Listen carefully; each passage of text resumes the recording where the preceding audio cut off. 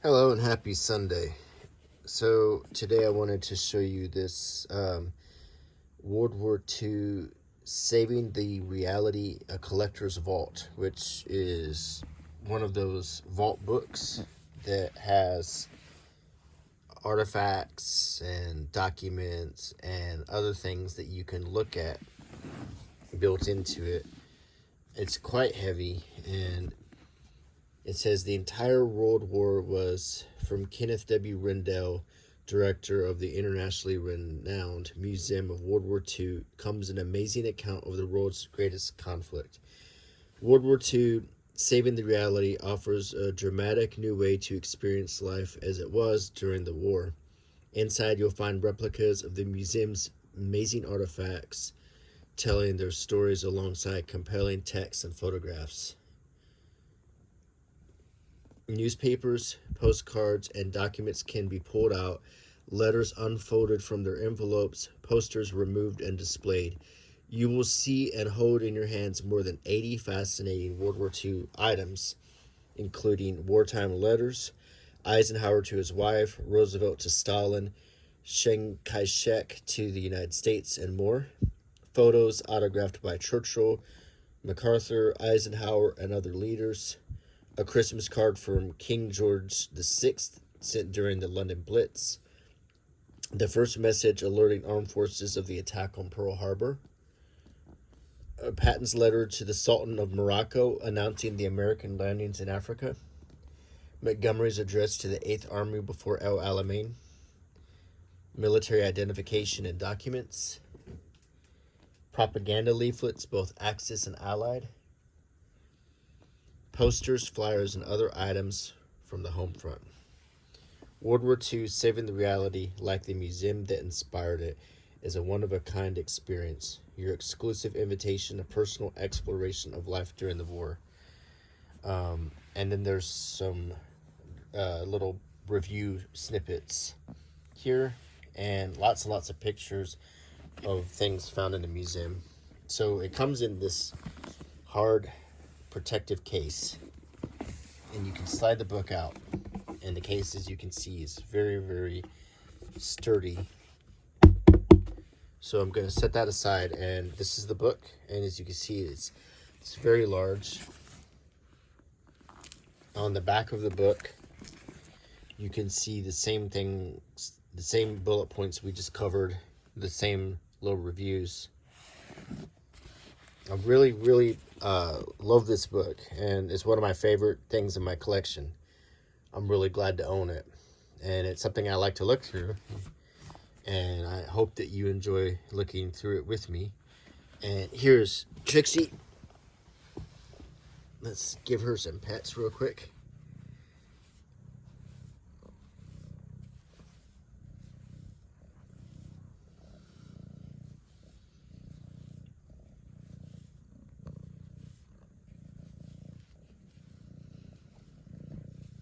She wants to frolic around in my room, though, because she doesn't get to come in here very often. So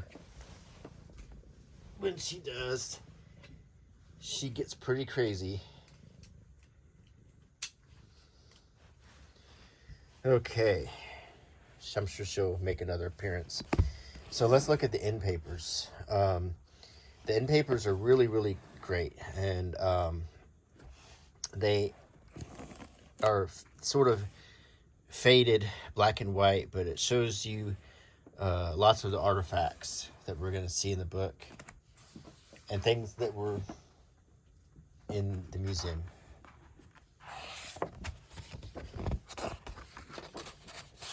And it's World War II, Saving the Reality, a Collector's Vault. And illustrations and artifacts from the Museum of World War II. And here's a little taste of what you'll get here on this page. It's by Whitman Publishing, LLC. Here's the table of contents page. It has a foreword and a preface, and then it has chapters. The first chapter covering Germany in World War I that led to the rise of Nazism, the rise of the German military, and then Munich, which was the first made significant emergence of Hitler, the fall of France, Winston Churchill, the Battle of Britain, occupied Europe, resistance, the Holocaust, the United States enters the war, the U.S. military, North Africa, prisoners of war, the invasion of Russia, Italy, the invasion of Europe, the war in the Pacific, the end of the Reich, and the atomic bomb. And then an afterword about the museum, about the author, and then visiting the museum and some acknowledgments.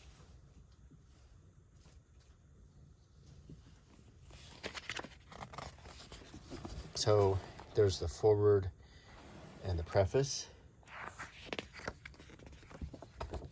And we get to Germany in World War One.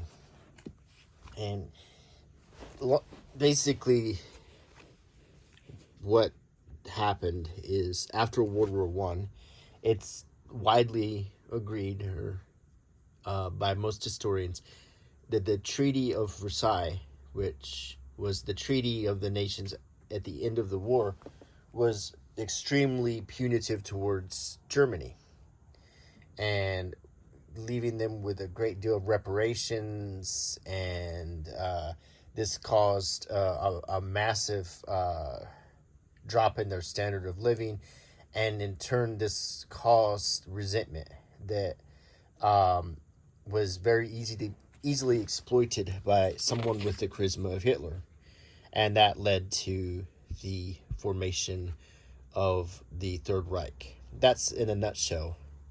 So this shows some of the stuff from World War One, and including some postcards here. These are very shiny. These are German postcards. And when you look at these, you know, we just see regular soldiers, you know, with their girlfriends or their wives, or being out in the field alone and so forth. And on the back, we see the stamps and the cancellations. So sometimes we tend to forget that everyone involved in a war is human, for better or worse. And what this shows is all of the hyperinflation currency that was in Germany from the end of World War One until around 1933. And you have banknotes for 5 million marks. I mean, it just showed that the currency had no value. What eventually happened is municipalities created their own banknotes called Notgeld, which was more valuable than the money that the government, the treasury gave.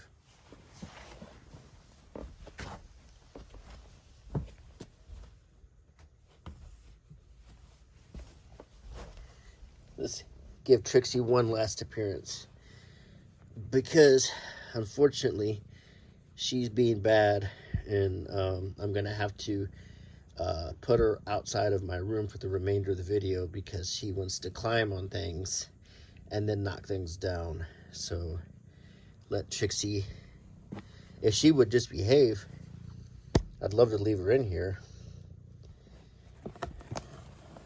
Okay, so we covered Notgeld. Now we get to the rise of Nazism. This is a drawing done by Hitler, sort of a concept drawing of some things that would actually become reality when Nazi Germany came to be. Oh, she just walked right over that. That's what Trixie thinks of all of this.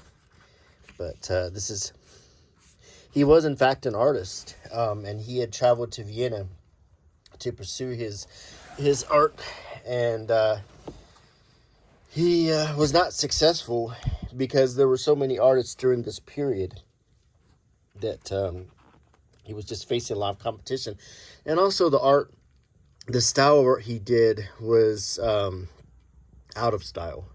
This was a time period with a lot of modern takes on art, like Dadaism and other schools of art that were much more much less realistic and genre-like than what he had wanted to create.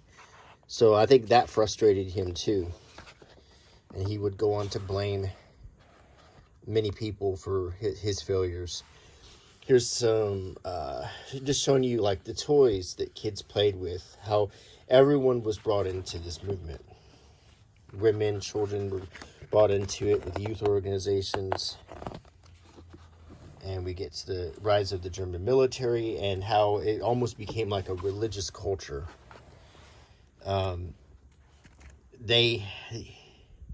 These knives are very much my honor is my faithfulness, a dagger of the SS, all for Germany, a dagger of the SA, stormtroopers. So the military was a very fervent organization. Some interesting things about the German army in comparison with the American army or armies of other nations. The German army, at least in the beginning, had the best food. They were equipped extremely well in comparison with other armies. And that was, they were ready to wage a full war before other people had really thought about it. The uniforms designed by Hugo Boss. Oh, Trixie just added again. I might have to evict her now.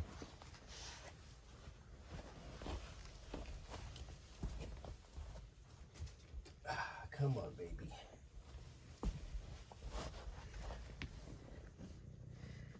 Why can't you be good when I do my videos? You gotta jump on everything and you gotta knock everything off the shelves. I don't know why you gotta do that, but you're really cute. But I'm gonna have to put you in the hallway until this video is done. Really sweet kitty, though. So these are the uniforms designed by Hugo Boss. They were extremely, I guess you could say they were very, very well-designed uniforms, but they were also very sinister looking. There's an old joke on TV where the two SS troopers are standing out there, and they have skulls all over their uniforms and everything. And they look at each other, and one says, "Are we the baddies? I mean, we have skulls on our uniforms." So, this is an ID card, a German soldier's ID card inside the little leather wallet. You see, he just looks like a kid, but he's got that little skull insignia right there, which makes it kind of sad. That's an SS insignia, and it's sad because, these kids were misled. See the SS right there, and this one here has it on his lapel. He has the two S's that look like lightning bolts. Some more pins and trappings. A submarine, U-boat. This is some more correspondence. This is about guarding secrets and spies. And this one as well. They're warning their own soldiers about spying. Very similar to what you'd find in America and Great Britain. It's a Messerschmitt plane breakdown. Very, very advanced and effective German fighter.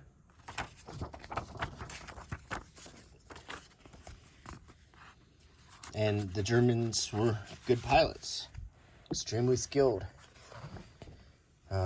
More of the same we just looked at. I think these are Enigma machines. These are sophisticated way they could send communications that were encrypted. Hold on a second. Okay, Trixie. You used up all your chances.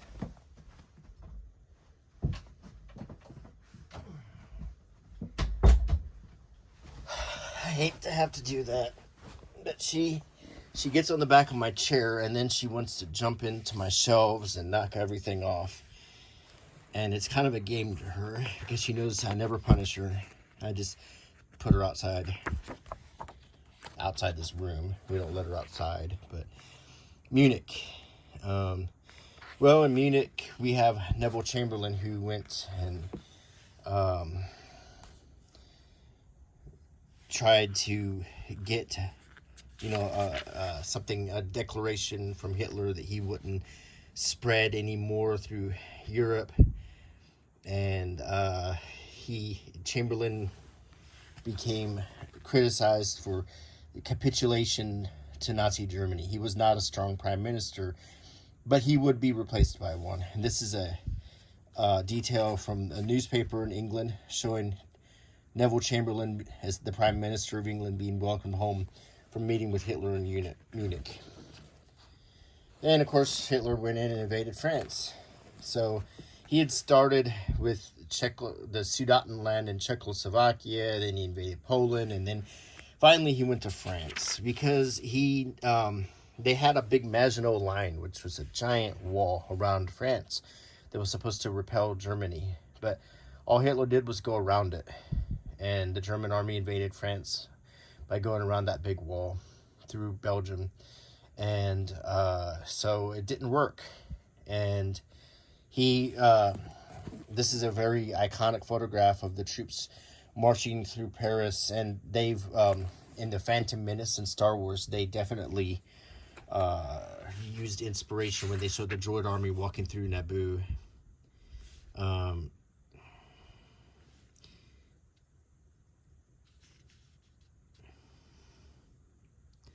This is from Charles de Gaulle, the leader of the Free French, and World War I veteran.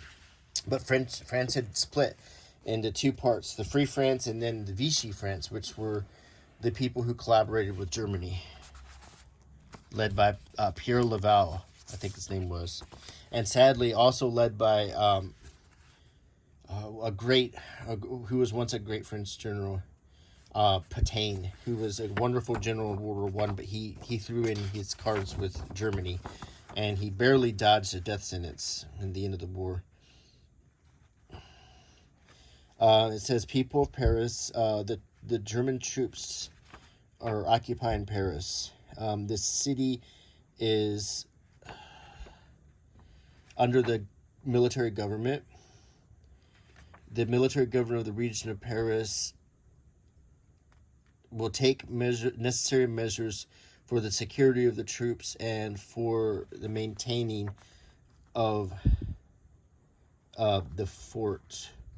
The orders of the militaries need to be executed without conditions.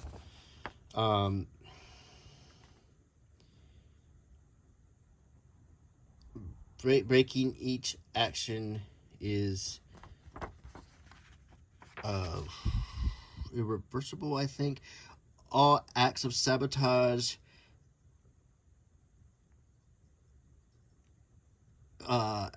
no matter what, will be severely punished. It depends on the prudence and the intelligence of the people that the city of Paris will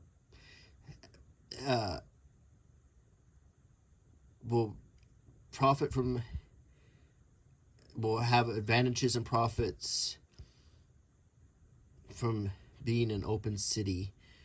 The German troops will receive the orders and respect the population well, but under the condition that the population remains calm.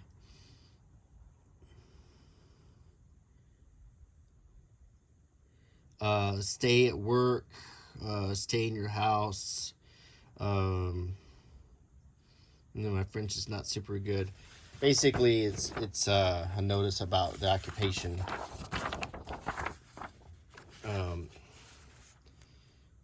A letter from Roosevelt to the French President Paul Reynaud. Your very deeply moving message has reached me, and I wish to tell you how truly grateful I am that you were good enough to say. The American people will not forget the brilliant, courageous, and effective resistance which you carried on at the head of your government in the name of France. The American people and their government share the conviction that the ideals which France has exemplified for so many generations, the ideals of human liberty, of democracy, and of the highest form of human civilization, will still triumph, and that France herself will ultimately regain her full independence and freedom. And this is some notices on dealing with bombs in France distributed to the people. Which is it's sad to see like safety things being put out like that. This is people's homes, and imagine being in a civilized city and having to see things like that. And it shows a Frenchman crying. It's his city. He would have remembered World War One, and he's crying because it's happening all over again, twice in his lifetime. Now we get the great man himself, Winston Churchill, Prime Minister of England after Chamberlain, the strongest Prime Minister ever, and an inspiration to leaders everywhere. I went to the Churchill war rooms when I was in London, and to not be inspired by Churchill, the strength, the resolve of that man, I don't know how you couldn't be, unless you're living in peacetime and you don't understand the circumstances. It's easy to criticize things now, and plenty of people do, but at the time he lived, he was the best man for the job. We shall not flag or fail. We shall go on to the end. We shall fight on the seas and oceans. We shall fight with a growing confidence and growing strength in the air. We shall defend our island, whatever the cost may be. We shall fight on the beaches. We shall fight on the landing grounds. We shall fight in the fields and in the streets. We shall fight in the hills. We shall never surrender. Now think about this. Not at this point, Germany has pretty much taken almost all of Europe, and the only thing left is Great Britain. If Hitler hasn't taken it, it's either neutral or it's already part of the Axis, like Italy or Spain in a way, with Franco. Not exactly, but and the thing is Great Britain was the only thing holding Germany off because of the resolve of him and the king and the British troops who fought, the British people who endured the blackouts and the flak and endured the nightly bombings. They're an inspiration, because if it wasn't for them, and if Hitler had managed to take Great Britain, the war, it would have been a real hard war to win. So, just talking about the importance of Winston Churchill right here, a newspaper clipping of him. Never was so much owed by so many to so few.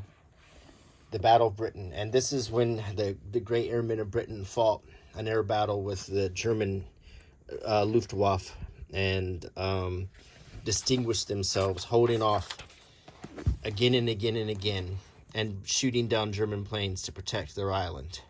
And this is a picture of a destroyed library. The king...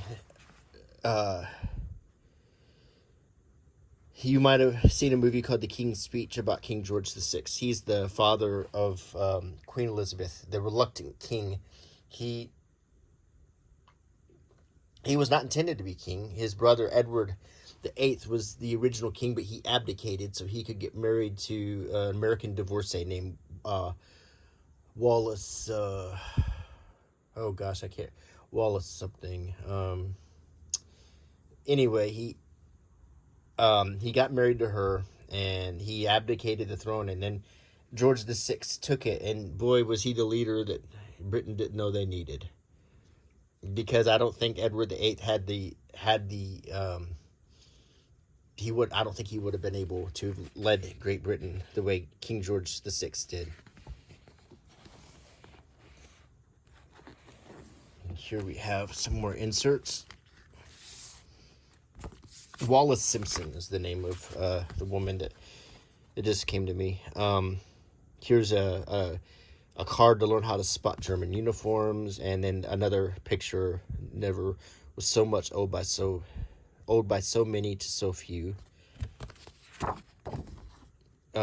Buckingham Palace after being hit by bombs, and the king standing there, not leaving, not fleeing, but standing in his uniform with his wife, saying, I'm staying here. I'm staying with my people, as a leader does. That's leadership. Beating the invader. A message from the Prime Minister.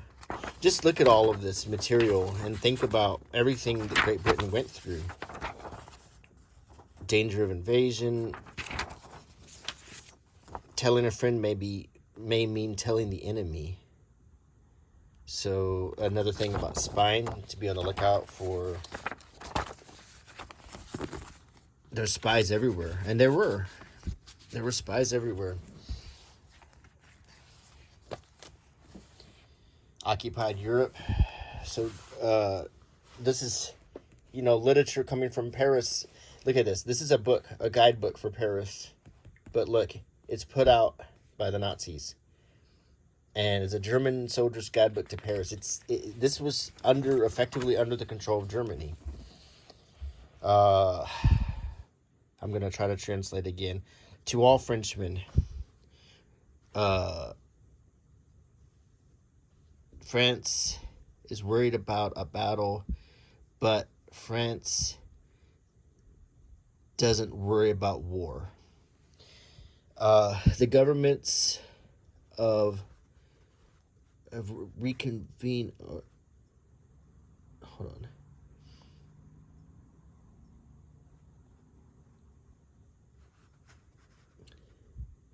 Except basically the governments are saying don't panic, keep your honor, don't fall into slavery, and don't be afraid. Never be afraid, because this war is a world war. And in the universe of freedom, the immense forces will not take us again. One day, the forces will erase the enemy, and with France will, and that day we must have victory, so we will return to liberty and grandeur.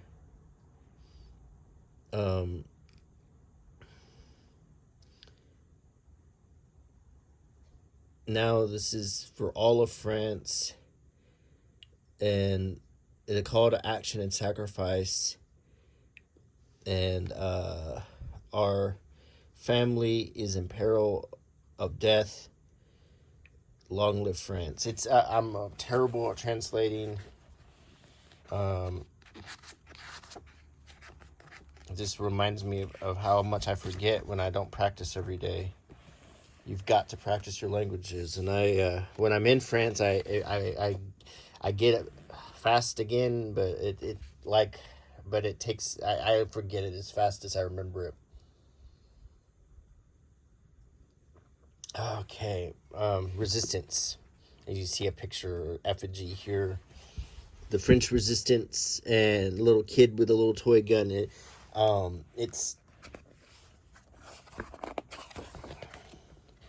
The French resistance did everything. Look, it's a biscuit box with a hidden radio.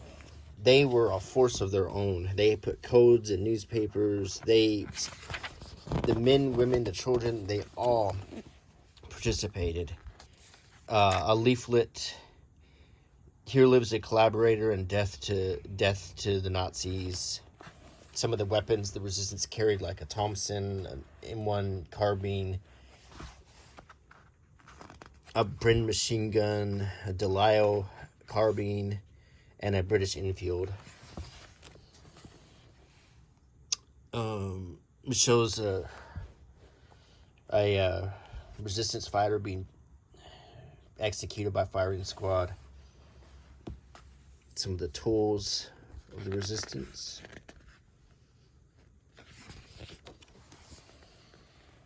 Many different things. Coins with swivel blades. Hidden weapons. This is instructions on how to basically make a zip gun.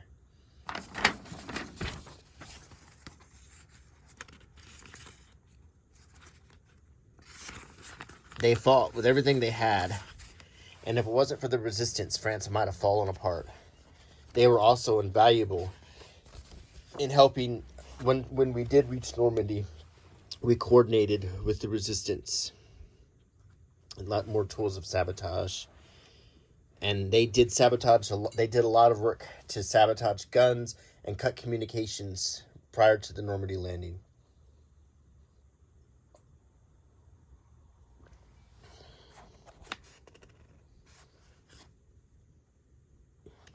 A survival kit containing British and French gold coins. Some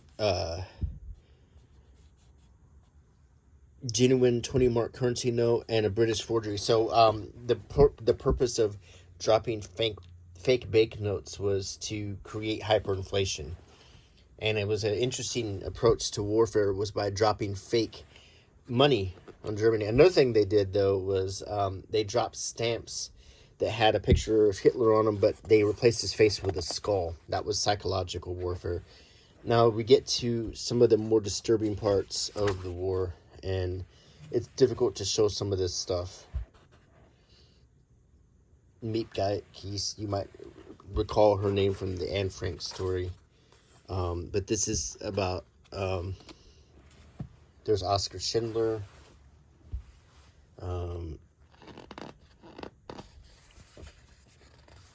People being put to death. And this is Franklin Roosevelt writing about it because of their religion and just the terrible atrocities that occurred. You see the symbol again, the skull, and I want to point out that I don't know how this happened, but a famous big box store in this country put out a line of T-shirts with that symbol on it here in America, ignorant as to what the meaning of that symbol is. We need to know our symbols. We need to know what these symbols mean, so we don't repeat them or carelessly disseminate these symbols like that. It's not a cool thing to put on a T-shirt. That symbol has a loaded meaning. So now we get to the United States enters the war. And, of course, this is the telegram about the bombing at Pearl Harbor when it first happened. And then a small newspaper reproduction of the Honolulu Star Bulletin about the Japanese attack on Pearl Harbor. And so this was a kind of a big mistake. I think most historians agree that Japan predicated their attack on U.S. cutting off shipments of tin and oil and so forth. But by bringing the United States into the war that early, before Germany had fully invaded Russia like he had, assuming that he could have beat Russia, he sure couldn't beat it when he's fighting a two-front war. And I'm sure Hitler was pretty mad when Japan dragged the United States into World War II. And now Hitler was facing two fronts, a Western and an Eastern front, because Hitler had wanted to invade Russia. Well, it's kind of hard to do when you got to split your army and fight against the Americans and Canadians and British landing in Normandy, because that's what was coming. Don't slow up the ship. Lost ground can always be regained. Lost time, never. Franklin Roosevelt. Another great leader. And here's a picture of this great man. Franklin Roosevelt, who led the United States from 1933 until 1945. He led our country through the worst depression in history and through World War II, the worst war in history. And it took a toll on him, and he died in office. He died on the job. He died protecting all of us, and that was a great leader. And so you've seen two great leaders now, Winston Churchill and Roosevelt. This is the attack on Pearl Harbor and all of the Remember Pearl Harbor stuff that came out after the attack. Japanese pilot uniform. The Japanese soldiers wore 1,000 stitch belts for good luck. Civilians each sewed one stitch in the belt to demonstrate support for the fighting man.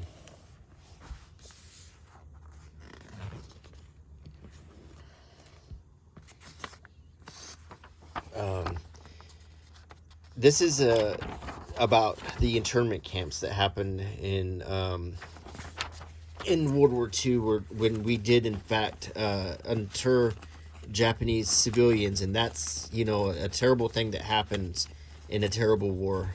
And obviously many of those people of Japanese origin were good patriots, and it's when you look back on it, the war caused terrible things to happen like that, and out of fear, out of necessity, out of making difficult decisions, things like that happen. And as you can see here, here's a Japanese soldier, Tom Kasai, an American of Japanese descent, was wounded while fighting in France. He won a Purple Heart. I mean, he was a brave soldier who fought for this country. So we cannot forget that just because someone comes from a place doesn't mean they're bad. Just like there were men of German descent who fought for the United States and fought well and fought bravely. There are men of Italian descent, many men of Italian descent, who fought despite the fact that Italy was in the Axis forces. So we must always remember not to judge people. This is a letter from Roosevelt to Marshal Stalin of Russia. I have arrived safely at my destination and earnestly hope that by this time you have done the same. I consider that the conference was a great success, and I'm sure that it was a historic event in the assurance not only of the ability to wage war together, but to work in the utmost harmony for the peace to come. I enjoyed very much our personal talks together, and particularly the opportunity of meeting you face to face. I look forward to seeing you again. In the meantime, I wish you and your armies the greatest success. And at that time, we cannot forget that the Soviet Union was our ally. Former naval person, if Hess is talking or does so in the future, it would be very valuable to public opinion over here if he can be persuaded to tell your people what Hitler has said about the United States, or what Germany's plans really are in relation to the United States or to other parts of the Western Hemisphere, including commerce, infiltration, military domination, encirclement of the United States, etc. From this distance, I can assure you that the Hess flight has captured the American imagination, and the story should be kept alive for just as many days or weeks as possible. If he says anything about the Americas in the course of telling his story, it should be kept separate from other parts and featured by itself. I have nothing specific from BC yet. I am not hopeful of concrete orders to resist, but we may still pull out some chestnuts out of the fire.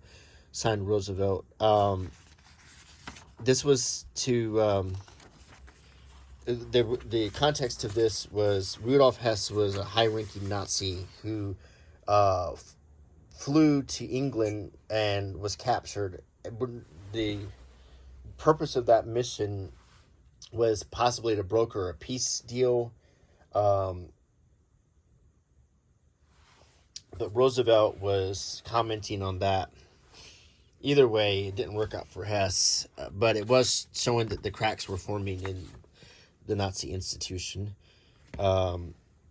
Some famous wartime imagery from the United States, and here's some of the United States rules about air raids and so forth, although they didn't really happen here. There was some speculation that there might have been some things on the West Coast, but we don't really know.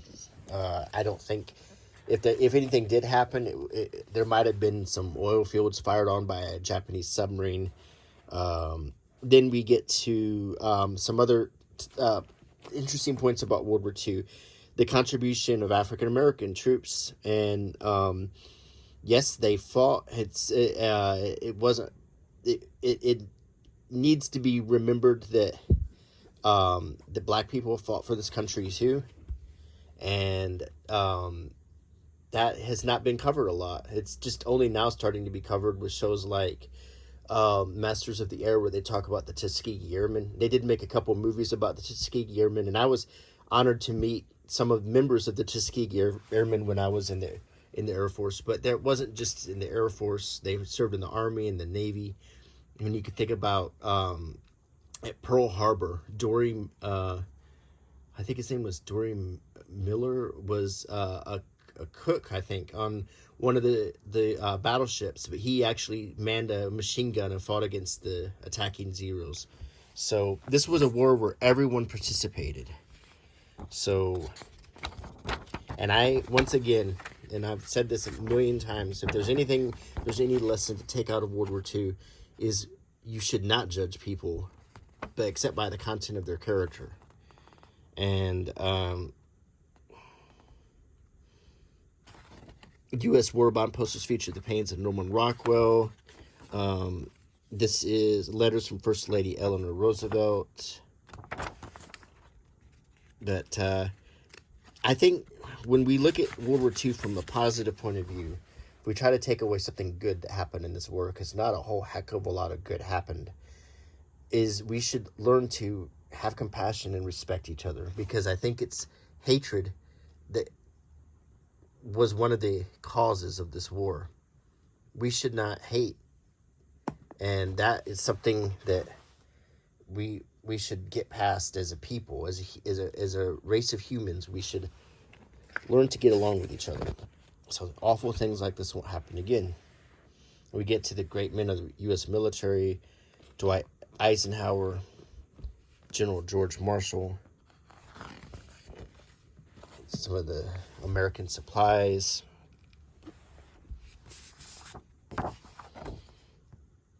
Signed picture of General of the Army Eisenhower.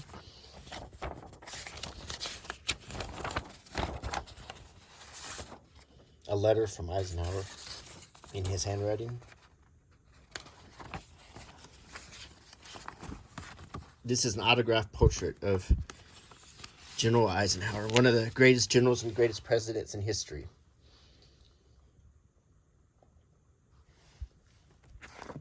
Continue. This is General Patton. This is what he really looks like. The headquarters of the 3rd United States Army. He was in command of the 3rd Army. To each officer and soldier in the 3rd United States Army, I wish a Merry Christmas. I have full confidence in your courage, devotion to duty, and skill in battle. We march in our might to complete victory. May God's blessing rest upon each of you this Christmas Day. Controversial general. He was famous for, after Kasserine Pass, which was the first time we faced the Germans in battle and we lost in North Africa, Patton replaced the general of that army, shaped that army up, and then squared off against General Rommel in North Africa and showed what Americans can do. He pushed through, and then he reached Sicily and helped with the fall of Italy, and then because of a slapping incident, he was relieved of command, and then they sort of used his name as a feint for the Normandy invasion. He did, however, come back at the Battle of the Bulge.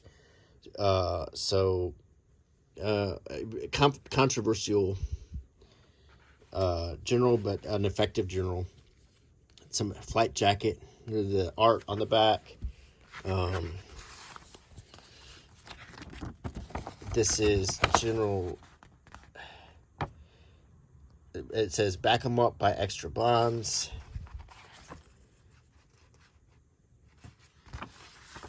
And another letter from the general here.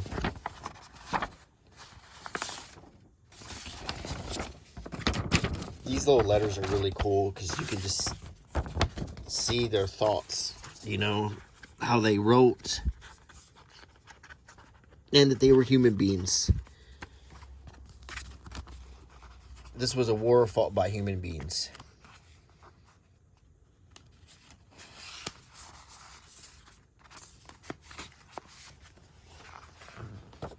We continue on to North Africa, where Patton faced against Rommel. Casablanca became famous for a conference that was held there, so they made a movie about it. And not about the conference, but the setting of Casablanca became famous. And, of course, the famous movie with Humphrey Bogart, Ingrid Bergman, came out. Got some Africa souvenirs here. This is a letter from General Patton to the Sultan of Morocco talking about his landing. I'll read the letter. Owing to the stress of battle, this is the first time I've had the opportunity of explaining to your majesty the purpose of the American operations in Morocco. In keeping with the ancient and traditional friendship of the government and people of the United States of America for the person of your majesty and his people, as well as for the government of France, my forces have landed in your country in irresistible numbers. We desire to come among you as friends, not as conquerors, but not as enemies. Our purpose is to protect your throne and your country and the people of France and Morocco against the enslavement by the common enemy, the Nazis, and to maintain your authority and the French civil authority, and to ensure to you and your people the continued orderly government which you formerly enjoyed. As your majesty knows, the President of the United States has stated on his word of honor to all the world that as soon as our common enemy is destroyed, we shall leave your country, nor shall we demand of you or your people anything other than friendship. In his name, I hereby guarantee that if you offer no resistance, your religious institutions, your customs, and your laws will be completely respected, and that at the termination of hostilities with the Nazis, Morocco will be returned to you and to the civil government of France in exactly the same state that it was before this war. Your Majesty must realize the painful sentiments which I entertain in contemplating the necessity of shedding the blood of my friends. But the stern necessity of war demands that the French armed forces continue to demonstrate the hostility they have already shown. It is my military duty and purpose to attack by air, by sea, and by land with the utmost violence known to modern war. It must be evident to you that in the course of such attacks, the beautiful cities of your beloved country must inevitably suffer irreparable injury, because when once serious battle is joined, I cannot be responsible for the consequences. It is my respectful opinion that it is your duty as a patriot, as a ruler, and as a longtime friend of America to use all your power to see that this fratricidal strife terminates at once. It is imperative, in order to avoid the unnecessary shedding of blood, that a statement of amity by you and by the French armed forces be provided to me by 12 o'clock midnight tonight, Morocco time. Time is vital, as my preparations are complete. I have the honor, your majesty, to remain George S. Patton, Jr., Major General. And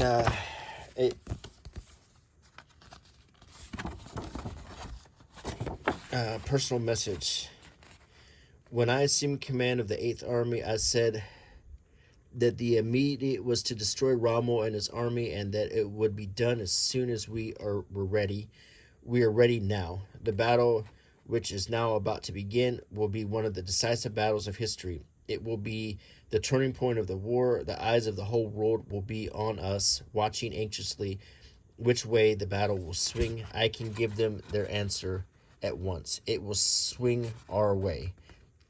We have first-class equipment, good tanks, good anti-tank guns, plenty of artillery, and plenty of ammunition.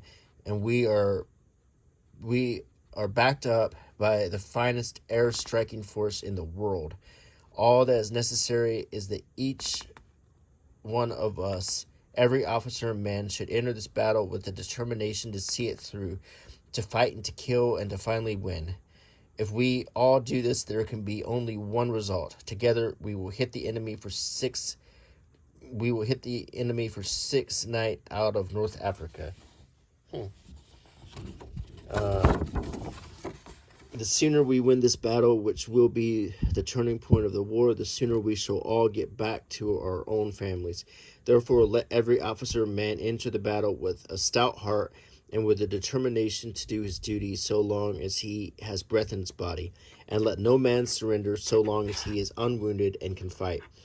Let us all pray that the Lord mighty in battle will give us the victory.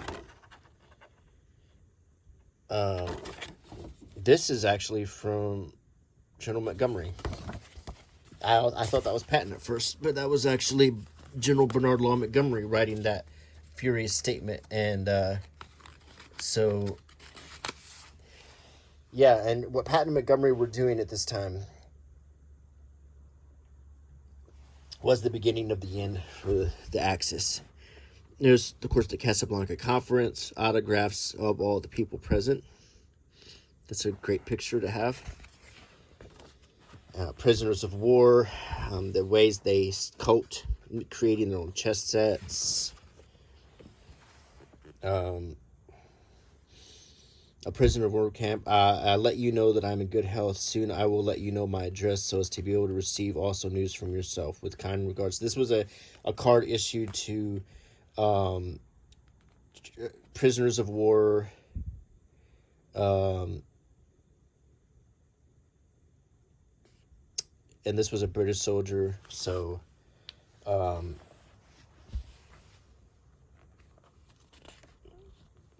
cartoon by prisoners of war. And then we get to Operation Barbarossa, the invasion of Russia, which was Hitler's biggest mistake. Probably even if we hadn't have given him two fronts to fight.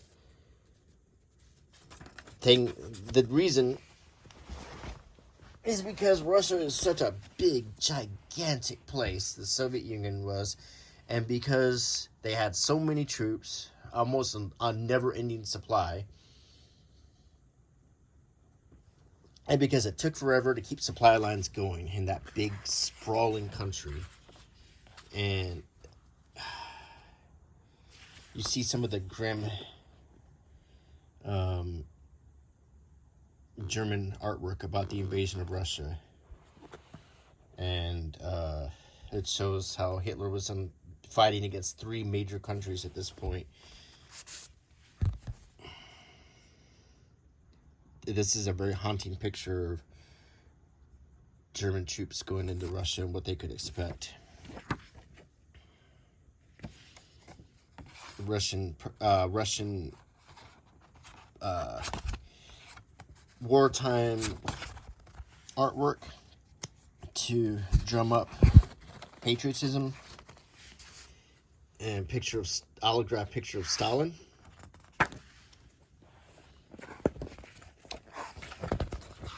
I don't know what he was thinking by attacking Russia, but that was the end. And then Italy, that's Benito Mussolini, El Duce, the leader of Italy, who was in tight with Hitler in the beginning of the war. Italy got tired of him before too long, and they ran him out, but they arrested him. In fact, Hitler broke him out and put him in command of North Italy, but it didn't last very long. Then he eventually had to flee from that, and there was no Germans there to save him that time. And then the Carabinieri got a hold of him and hung him and his mistress. That was the end of Mussolini. I don't think Italy ever really wanted to be involved in that whole thing.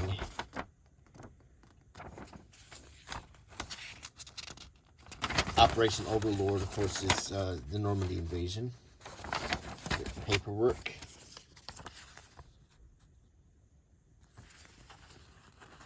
Top secret invasion. At that point we move in the basically what Normandy was we moved an entire army into Europe. Not a few regiments, not a few companies, an entire army. Tanks, soldiers, planes, equipment, an entire army. And this is propaganda dropped by the Germans. American soldiers. She wanted to spend her life in peace and happiness by the side of her husband. Now he will never come back. Far away from his country and his people, he was sacrificed for foreign interests on the battlefield.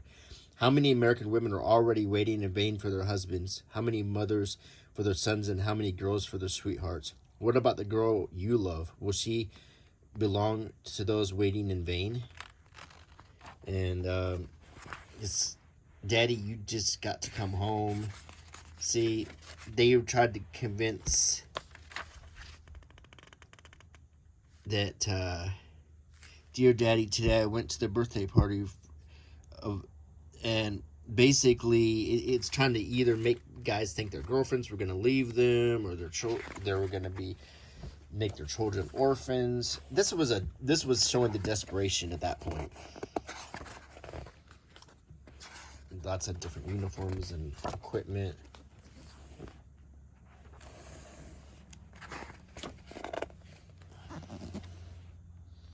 General Rommel, he was eventually executed because he was part of a plot to kill Hitler. Because he saw the way the things were going, he was put to death. Famous picture of Eisenhower with 101st Airborne, giving them a pep talk before the landing.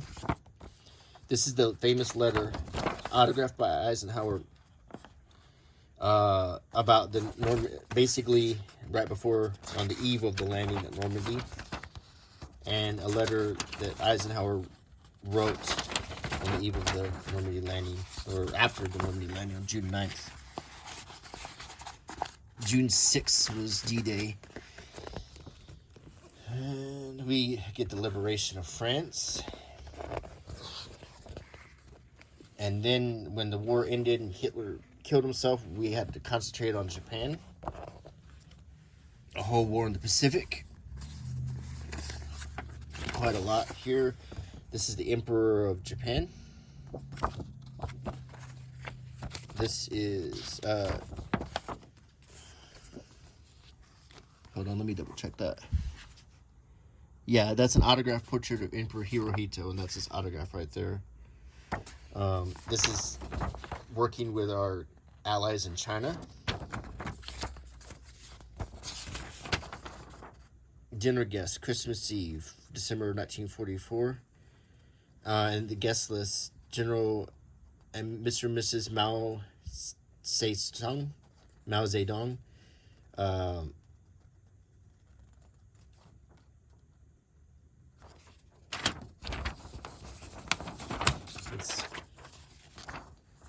And it has their written in their autographs.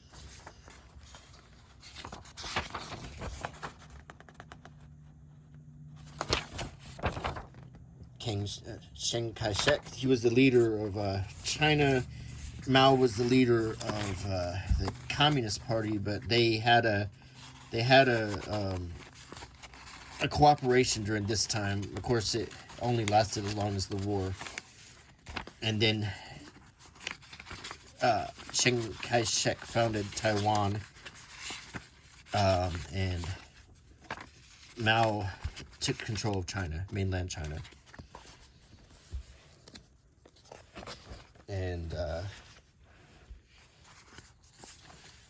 then we have MacArthur, the great swashbuckling general in the Pacific. He was fired by Truman later.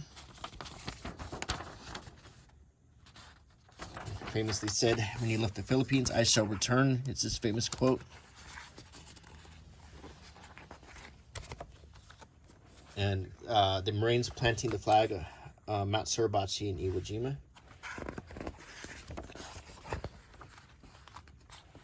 The heavy fighting in the Pacific. The end of the Reich. We know how that ended. Russia coming on one side, the United States coming on the other. Hitler in his bunker.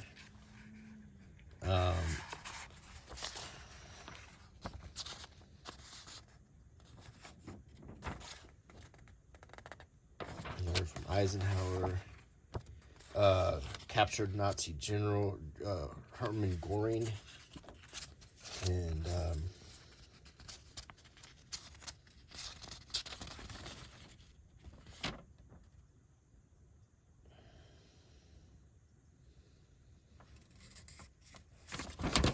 This is a letter from a Russian.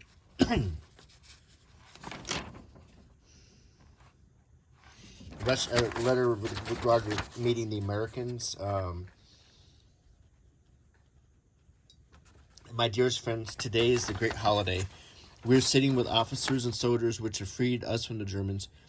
For us, it is a Clark memory when we remember the time of the Nazi regime, when we think of how many have died. These dead shall never forget. Some of you were the first to come to this town and have brought us freedom. The Allied army have on all fronts. The Americans in Africa and Europe and the Russians from Stalingrad destroyed the German enemy. Fascism and National Socialism are dead forever. I wish all of you health and good luck. Long live your President of the USA, Mr. Truman, and our Marshal Stalin. So, it's sad that that friendship didn't last. It's sad how things go in the world, it seems. We're friends one day and enemies the next. Or then we're enemies and we're friends. And then, of course, the ending of the war. The unfortunate Harry Truman. And this is Harry Truman in a letter written in 1957 explaining his decision to drop the atomic bombs on Hiroshima and Nagasaki. He says, "Dear Mr. Cousins, in reply to your letter on the 25th, I can only refer you to the section of my memoirs dealing with the use of the atomic bomb against the Japanese. The main objective was to stop the war. We had tried to convince the Japanese that we had a weapon that might destroy them completely, although we could not explain what it was. Negotiations were carried on between the Japanese and the Allies through Sweden and Switzerland. Unfortunately, the Japanese refused to consider our proposal for surrender, and the bomb was dropped. I have been informed reliably that 250,000 Japanese lives and the same number of American and Allied lives were saved by this action. 3 times that many were spared injuries serious enough to cause hospitalization. Japan surrendered and Russia came into the war. I sincerely hope that you will look carefully into all of these details. It is vital information as far as history is concerned, and many of our so-called historians are not following the facts." Yes, it was a controversial thing to do. You might have seen that movie Oppenheimer, or the ramifications of what was done. The ramifications of are obviously negative, and in my personal opinion, it's very easy to sit in the luxury we have of our air conditioning and our relative peace and freedom, and to judge things, difficult decisions that were made in the past.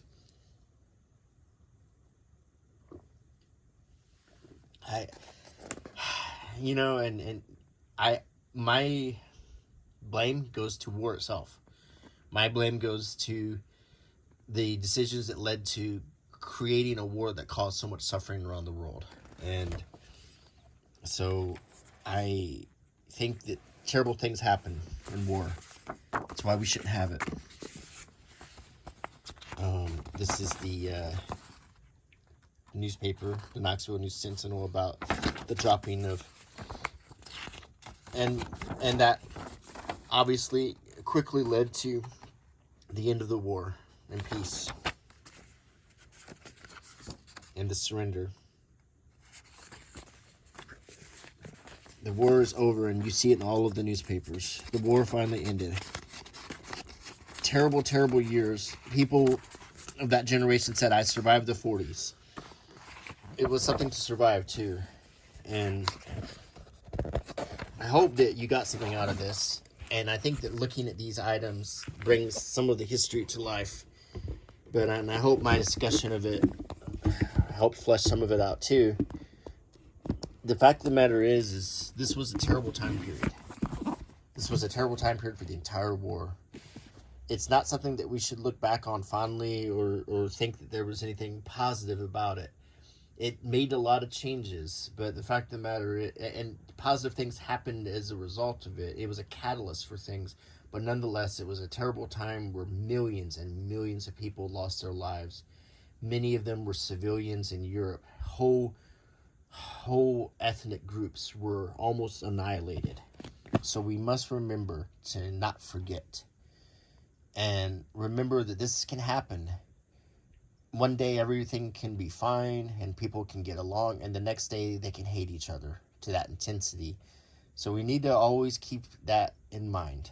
That this should be a reminder that humans can do terrible things. So I hope you enjoyed the video.